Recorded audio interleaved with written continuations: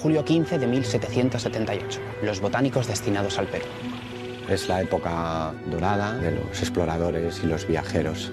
Es un documento de carácter más político que personal. Dios nuestro Señor guarde a vuestra señoría ilustrísima muchos años. 18 de mayo de 1926. Un elemento fundamental para el intercambio de información entre científicos.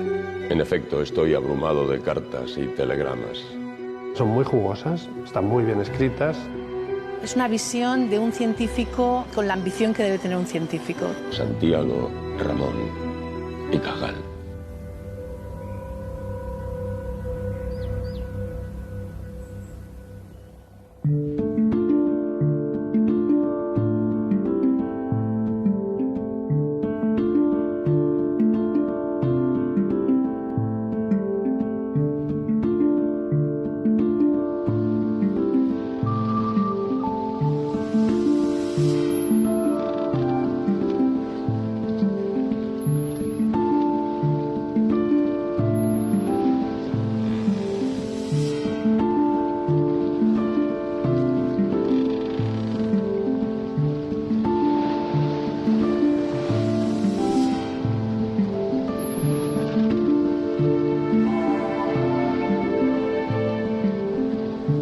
El siglo XVIII es la época dorada de la exploración naturalista y esto se produjo gracias a que el hombre europeo logró circunnavegar el globo con cierta solvencia.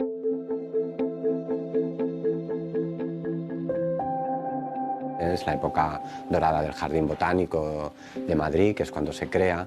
Es la época en que los naturalistas quisieron rodear el mundo, clasificar todas sus especies y naturalmente nombrarlas.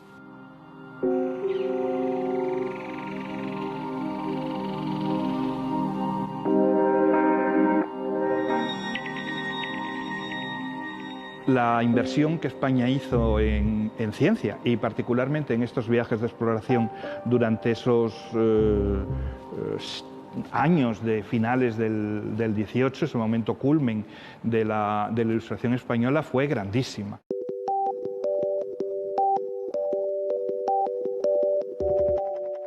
Si yo tuviera que elegir una expedición que representara el espíritu ilustrado, que representara la nueva visión que tiene el gobierno de Carlos III por desarrollar el país en su sentido más amplio, incluyendo el territorio colonial, esa sin duda alguna sería la expedición de Ruiz y Pavón y Don Bey a América.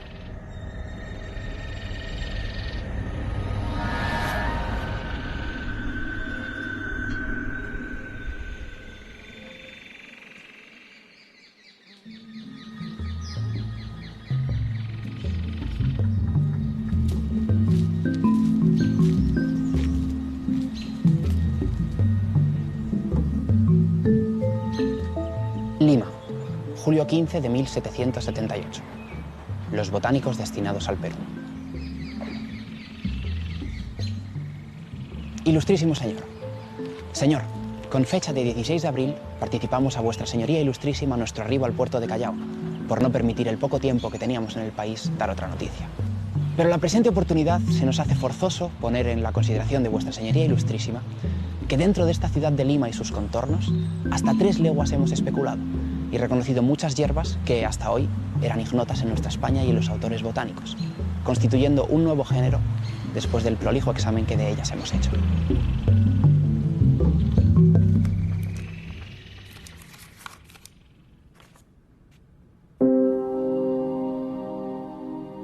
Esta carta es uno de los muchos informes que con carácter periódico los expedicionarios envían a quien patrocina el viaje, en este caso al Marqués de Gálvez, que es quien ocupa el cargo de ministro secretario de Indias, que es quien por parte de la corona española organiza la parte política de la expedición, porque la parte científica corresponde a Casimiro Gómez Ortega.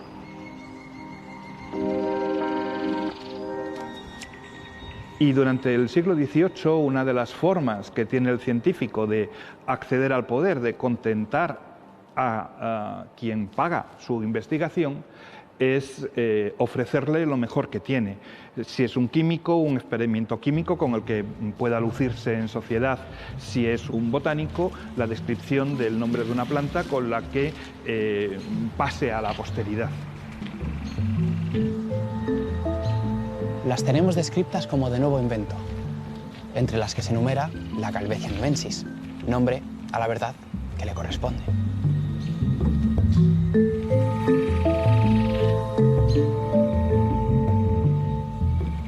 Pues siendo vuestra señoría ilustrísima y no a otro, deben consagrarse los primeros frutos no como ofrenda, sino como débito.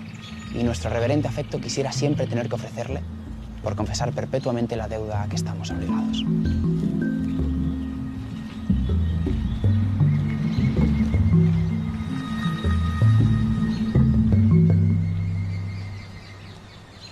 En este caso, por ejemplo, tenemos el género Galvecia, que se lo dedican a José de Gálvez, que es ministro de Indias de Carlos III.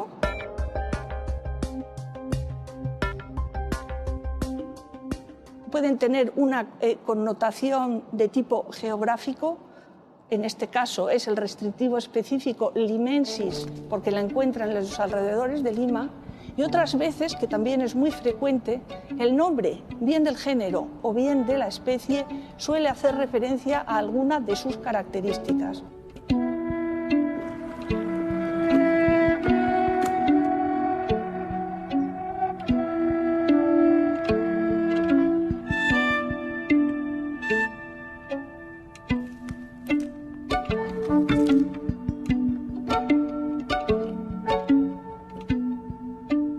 En la época de Hipólito Ruiz asistimos a la implosión del sistema lineano, de la nomenclatura y de la taxonomía lineana alrededor de todo el globo.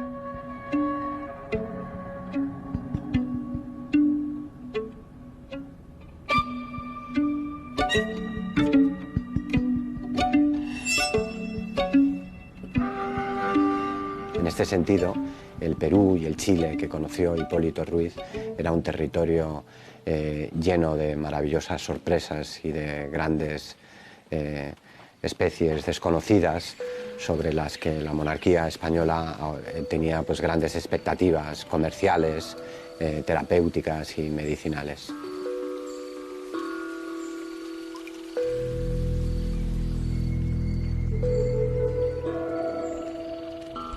Hemos acordado, por ser el tiempo oportuno, pasar a las serranías en continuación de nuestra comisión. Y no dudamos ejecutarlo el día 15 del corriente con aprobación del excelentísimo señor virrey, a quien le hemos hecho presente los progresos de nuestra comisión y acreditándole con nuestras operaciones los vivos deseos que tenemos de desempeñar la confianza. A la vuelta al territorio metropolitano, lo primero que hace el que fuera primer director de la expedición, que es Hipólito Ruiz, es publicar una quinología. Esa quinología incluye la descripción de los árboles de quina que han podido ver en territorio americano, y el éxito editorial de la obra es inmenso. Es traducida inmediatamente al francés, al inglés, al alemán, al italiano.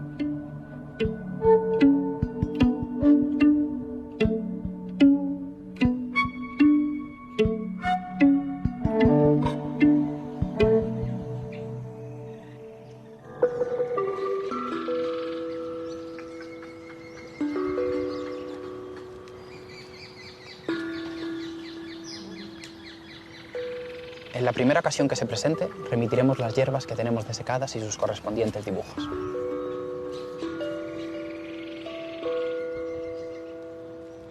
Y con el viaje premeditado, conceptuamos que la remesa era considerable por habérsenos informado de la multitud y diversidad de plantas que en la presente estación produce los cerros de las serranías a donde nos dirigimos.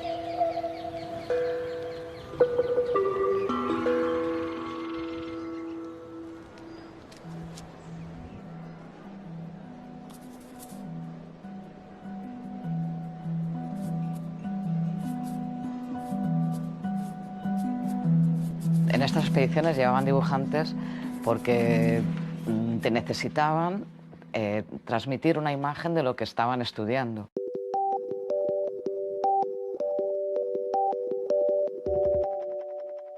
en un momento donde no existe la fotografía todavía, necesitaban poder documentar con esos dibujos precisos las plantas que estaban describiendo y que estaban estudiando. Muchas veces incluso no solamente se limitaban a dibujar las plantas, había veces, bueno, dibujaban también animales y dibujaban a veces también paisajes, ¿no? Intentaban un poco poner el hábitat de la planta. Y también generan los herbarios, son las plantas secas prensadas, se les quitaba la humedad para que no se pudrieran y pudieran aguantar. Y esos ejemplares de plantas secas, junto con el resto de materiales, se iban enviando a la península, que era donde finalmente ellos iban a trabajar con esos materiales.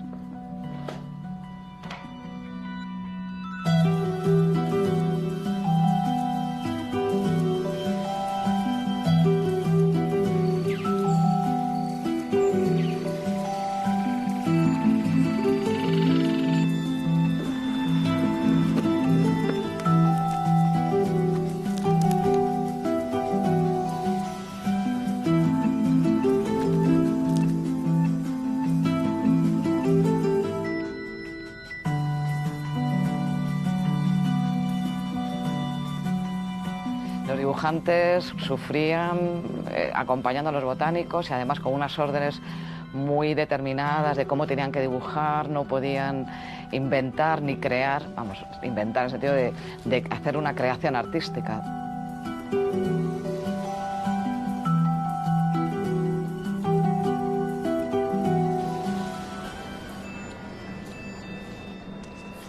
También tuvieron una rebelión de dibujantes porque dijeron que ellos no subían y no seguían andando, que ya se negaban a seguir andando, que les trajeran las plantas y ellos las pintaban.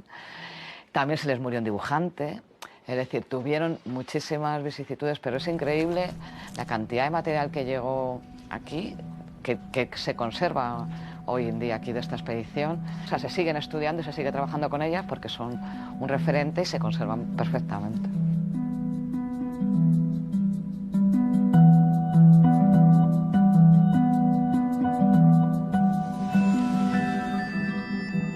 Nos queda otro bloque, que es la documentación de carácter institucional, la que está dirigida al ministro de Indias, los informes, las cartas técnicas, la relación de envíos, y toda esa documentación en principio quedó depositada en el archivo de Alcalá de Henares. Lamentablemente la guerra civil hizo que la información del archivo de Alcalá fuera destruida, se perdiera.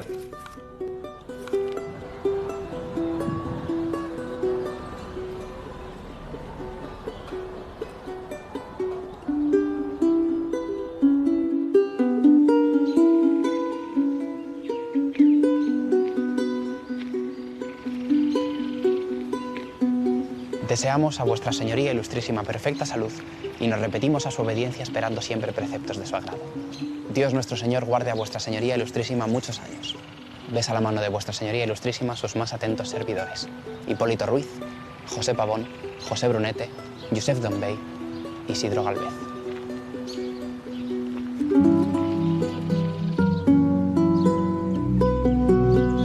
Yo creo que 11 años de vida, yendo al Perú con 23 años, que todos eran muy jóvenes, el mayor de ellos era Dombey, y yo creo que les tuvo que cambiar radicalmente. O sea, en realidad hicieron una parte importantísima de su vida por esas tierras americanas. La sensación que tuvieron que sentir en el siglo XVIII y la que se siente en el siglo XXI es prácticamente parecida.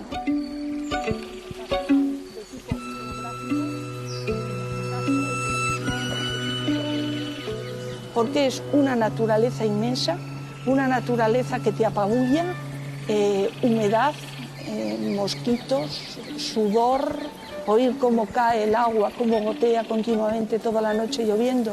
O sea, puedo hacerme perfectamente a la idea y sobre todo hoy conocemos a través de los documentales, hoy nos sobra de algún modo información y para ellos yo creo que tendría que ser la sensación como de caer en un planeta distinto.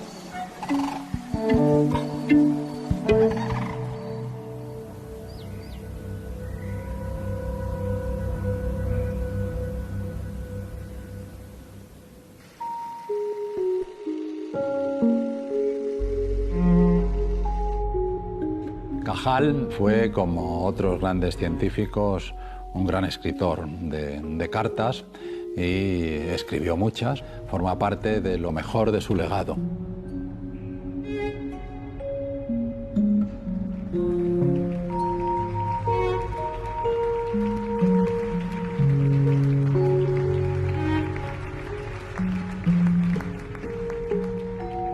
Cajal sigue vigente porque su obra es magistral y descomunal. O sea, no hay nada que él no observase, no hay nada que él no describiese en el sistema nervioso. Yo diría que él fue nuestro primer gran cartógrafo del sistema nervioso.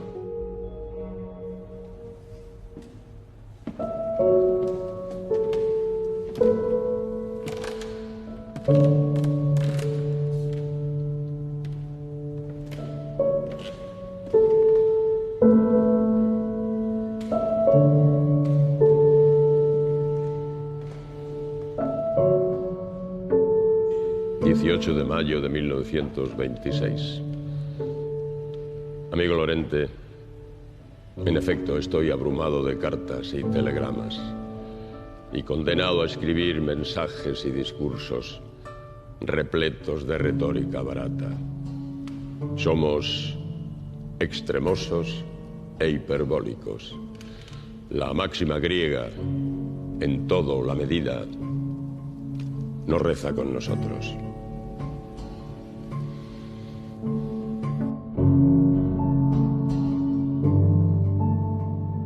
Los estereotipos rara vez funcionan, pero bueno, te orientan. En ese sentido fue un hombre, un aragonés de pro, digámoslo así. A pesar de lo que dice ahí, él fue desmedido en muchas cosas, gracias a lo cual produce la obra que produce.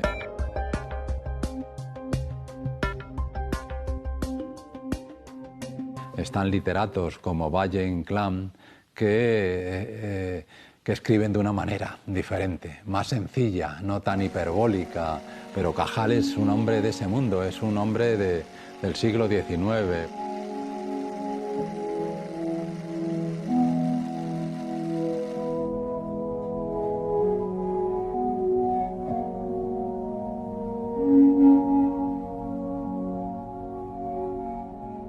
Cajal y todos los miembros de la escuela de histológica española o neurológica española se cartean, porque es la forma de comunicarse en la época, ¿no?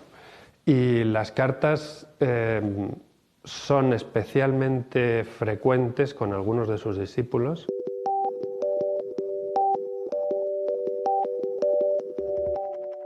En este caso yo creo que Rafael Lorente de No y Fernando de Castro, que eran los dos últimos discípulos directos de don Santiago, los más jóvenes, pues muestran una relación epistolar muy interesante con don Santiago y cruzada entre los tres.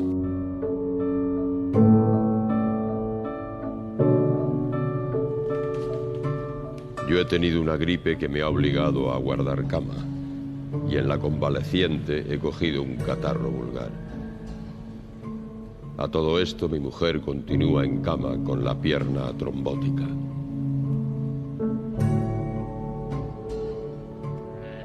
Cajal fue perdiendo el ánimo, perdiendo el ánimo. La carta a Rafael Lorente de No se debe entender en ese contexto.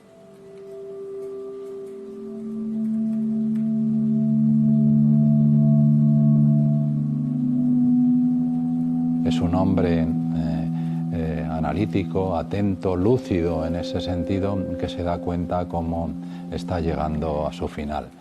Él que hace referencia en su carta a los problemas de salud de su esposa, Silveria Fañanás, que de hecho fallece 4 años después.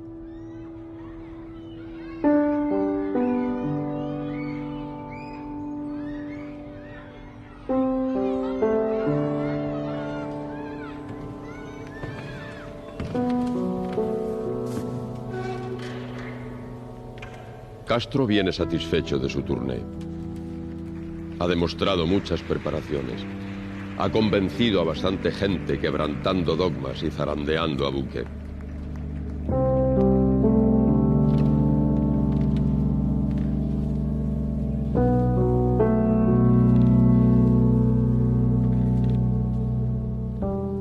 Estas exhibiciones de preparados son necesarias. Todos los años debe asistir uno de aquí a los congresos anatómicos para demostrar los resultados españoles.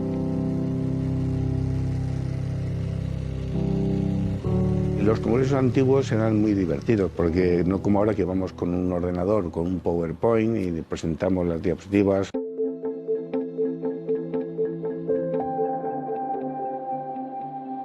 En aquellos tiempos, pues el científico llevaba un microscopio, o en el caso de Cajal muchas veces decía que se llevaba 3, por si las moscas no le funcionaba uno o el otro. Y entonces cada uno se llevaba sus preparados.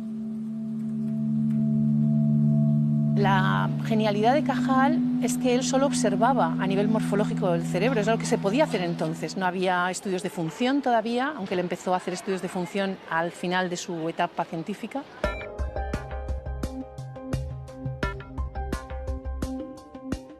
Cajal era un observador genial, concienzudo y dedicado, muy meticuloso y con una visión, yo diría, para la época era casi un visionario, pero a la vez riguroso.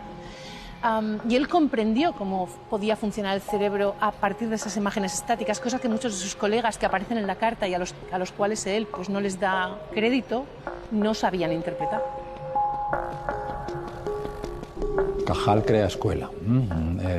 Entiende que necesita un grupo que apoye sus investigaciones y que al mismo tiempo también las difunde y las desarrolle. Rafael Lorente de No fue su discípulo más afectivamente cercano a él.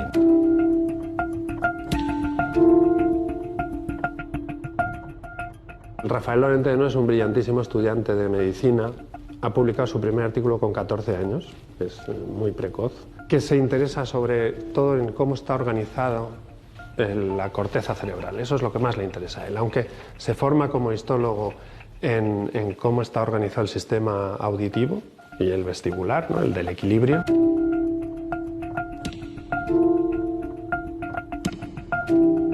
Básicamente va a dominar la escena de la neurofisiología mundial durante 2 o 3 décadas.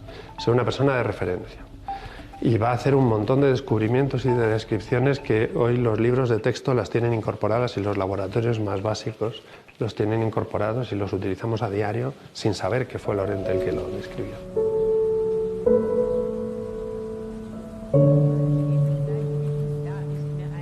De las ideas de Held y otros no hay que hablar.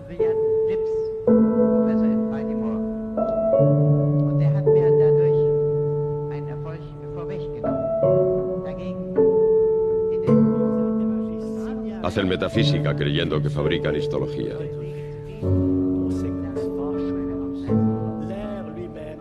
La doctrina un poco mística de la continuidad y un gotismo feroz que proyecta sobre los hechos sus concepciones, a priori impiden ver la realidad. Y hay para rato. Él era otro de los muchos investigadores de aquel tiempo que pensaban que la teoría de la que cómo se formaban las conexiones era reticular, no era la teoría neuronal. Y en este caso, Held, por ejemplo, pensaba que durante el desarrollo sí que había una separación, pero luego cuando el animal era adulto se formaba una red. Entonces, claro, Cajal decía que eso era absurdo, ¿no? Y otros muchos científicos.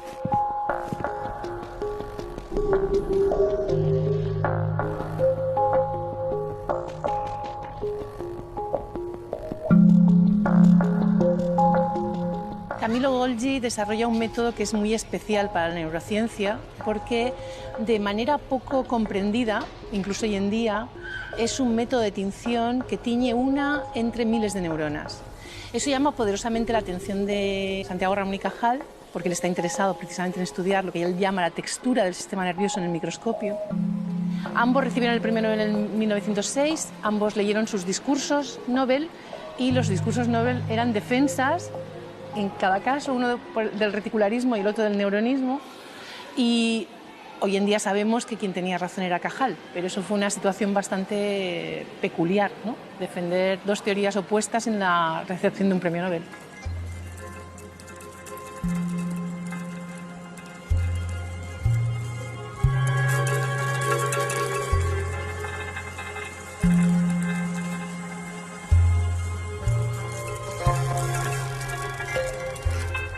Veré si puedo mandarle a usted algunas preparaciones sobre cerebelo, macroglia y microglia.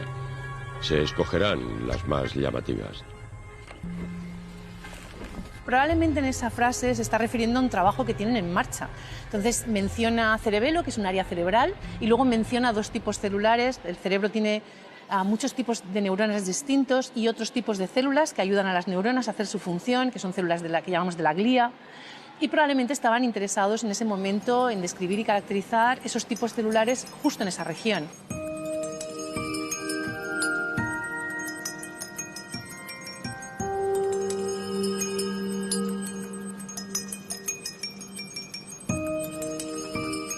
Y con Cajal comienza el estudio detallado de la microestructura del cerebro.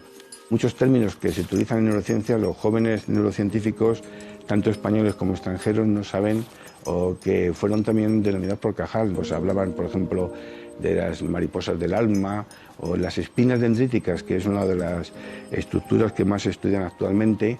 Se denominó así Cajal porque son unas protrusiones en forma de espina, como de los rosales, y le llamó espina.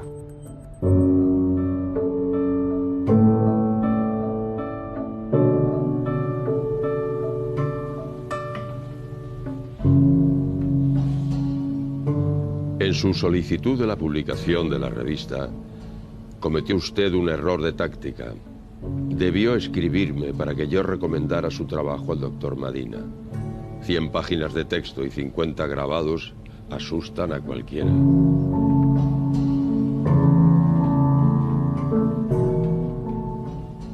Solo un ruego. Con el aval de un mediano conocedor de la persona y del tema, habría evitado el desaire.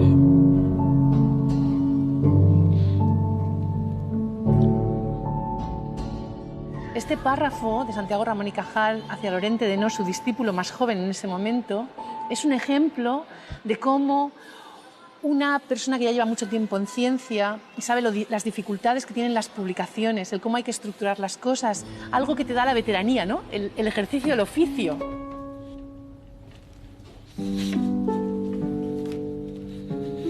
Toso mucho y la fatiga me obliga a abreviar el texto de esta carta. Sabe, le quiere de veras su amigo y compañero Santiago Ramón y Cajal.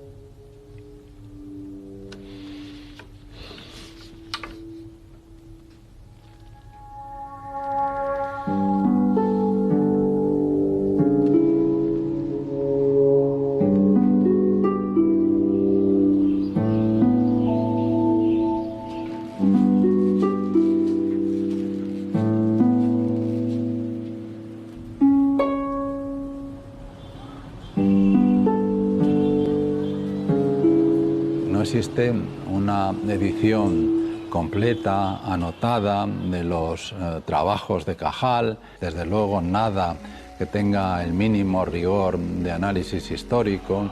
Es desolador, esa es la palabra, porque estamos hablando de uno de los grandes. Su teoría de la estructura del sistema nervioso es tan citado hoy como lo fue en su tiempo.